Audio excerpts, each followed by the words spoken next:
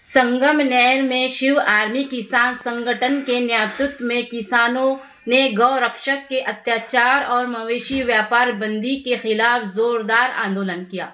मोर्चा में दत्ता डगे, विकास गुंजाल, मंगेश गुंजाल समेत बड़ी संख्या में किसान शामिल हुए। शिवसेना, उद्धव बालासाहेब ठाकरे और वंचित बहुजन आघाड़ी ने आंदोलन को खुला समर्थन दिया। किसानों ने मांग की कि गाय और बछड़ों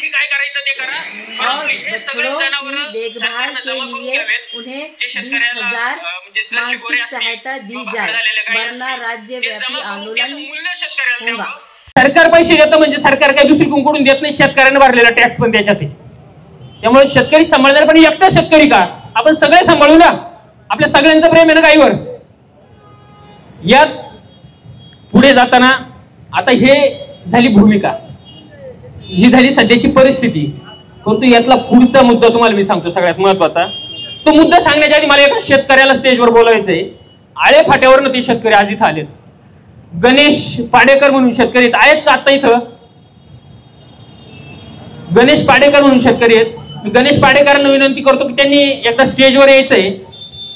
त्यांच्या बाबतीत व त्यांच्या गायी गोशाळेत नेल्या होत्या, त्यांचे गायी गोशाळेत नेल्यानंतर काय झालं होतं तर ते आपल्याला सांगणार आहेत। आणि मग मी पुढचं बोलतो, कारण की मला पुढचं जे बोलायचंय ते बोलण्याआधी हा पुरावा देणं गरजेचं आहे। तर गणेशजी, तुम्ही तुमचा अनुभव एकदा सगळ्या शेतकऱ्यांना सांगा। माझ्या 11 गायी गोशाळेत नेल्या होत्या। मी एक 8 दिवसानंतर गोशाळेत गेलो तर तिथं 3च गायी होत्या। गाभण गायी नव्हती, त्याच्यातली 12 गाया होत्या टोटल। त्या संस्थेचं 1 लिटर सुद्धा संकलन नाही।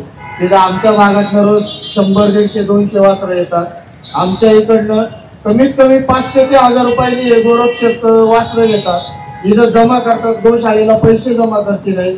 हा सगळा संयम भोंगळा कारभार चालू आहे। हे शेतकऱ्याला न्याय भेटला पाहिजे। आज या दुग्ध व्यवसायावर काही जणांचे घर चुली पेटल्या जातात। शेतकऱ्याचा दुसरा ऑप्शन नाही, कोणत्याच मालाला बाजार नाही, काय नाही, खूप बिकट अवस्था निर्माण झालेली। बोलतो मी पुढे। आता ह्या 8 गायी गेल्या पुढे आहे का तथाकथित गोरक्षक बजरंग दलवाले यांच्याकडे याचं उत्तर आहे का?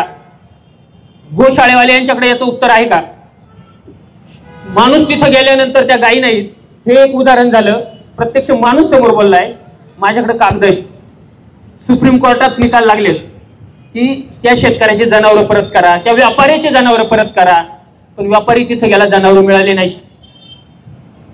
संगमनेरचीच गोशाळा घेऊ, देशभर ही स्थिती। मी संगमनेरचं उदाहरण सांगतोय, इथे तिथे देशभरची स्थिती आहे।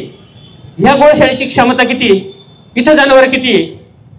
साधारणतः एक तुम्हाला सांगतो, आपल्या तालुक्यातले भाकड जनावर जमा झालेले, जुन्नर आंबेगाव मधून आलेले गोरे, आपल्या तालुक्यातून झालेले गोरे, असा सगळ्याचा हिशोब केला। ज्या दिवशी पुरावे हातात येतील त्या दिवशी गायीच्या कत्तली करणारे कोण आहेत? आपल्याकडून भावनेच्या आधारावरती, म्हणजे तुम्हाला सांगतो मी, ते बजरंग दलाचं गावात पोरग काम करतं त्याचा दोष नाही, आपल्या पोराचा दोष नाही, त्याच्या डीएनएत गोभक्ती हो। त्याला वाटतं गाय वाचली पाहिजे म्हणून ते पळतं गाड्या जाळायला, पण त्याच्या वरती जे बसलेले बोकेत ना, त्यांची जाण त्याला नाहीये, त्या पोराला त्यांची ओळख नाहीये। शेतकऱ्याच्या पोरांना मी आव्हान करतो या निमित्तानं, बाबांनो, तुम्ही आजपासून एक करायचं, जशी गाडी ऑडिट होते ना, गोशाळेत जाऊन बसायचं, रोज ऑडिट करायचं। तर खरे गोभक्त असाल ना, तर लबाड भामटे असाल तर भडव्यांना तोंड दाखवायचं नाही, घरी सुद्धा, आई बापाला सुद्धा, आणि ऑडिट करायचं, आलेलं प्रत्येक जनावर जातोय कुठं, बरोबर आहे का नाही बाबा? खाली तर तुम्हाला यावंच लागेल, आमचं निवेदन घ्यावंच लागेल। प्राण साहेब खाली या। मी पुन्हा विनंती करतो, जे कोणी प्रशासकीय लोक असतील, प्राण साहेबांच्या